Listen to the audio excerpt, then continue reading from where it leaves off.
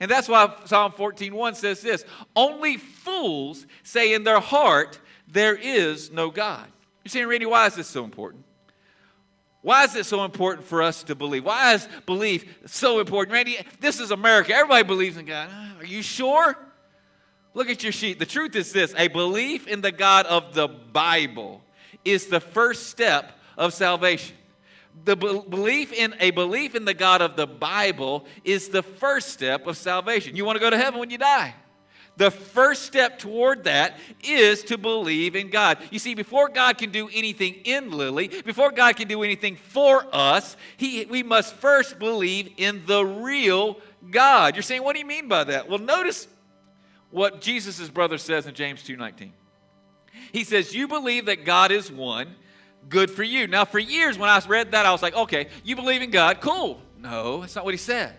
He said, you believe that God is one, good for you. You know what he's talking about when he says God is one? That phrase, when he said that back in biblical times, that immediately reminded everybody of Deuteronomy 6:4 that says this, hear, O Israel, the Lord our God, the Lord is one.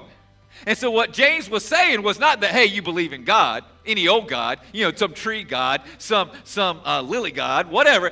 He's not saying no. He's saying, hey, you believe in the God of the Bible, the God of the Old Testament, the God of Deuteronomy. You believe in that God? Good for you. The good is to believe in the biblical God, not the God of our imagination. And that's why I'm firmly convinced that many believers, that means you, many believers are not going to heaven. You want to know why? Because they don't believe in the God of the Old Testament. They don't believe in the God of the New Testament. They don't believe in the God of the Bible. They believe in some mythical God of their imagination, and that God will not save you. I know this mom. If you looked at her on Facebook, you looked at her on Instagram, boy, you would think, well, she'll tell you. Oh, she's a believer. She's a believer. I believe in God. But she really should change one little thing in her post. Instead of God with a capital G, she needs to change it to God of a little g.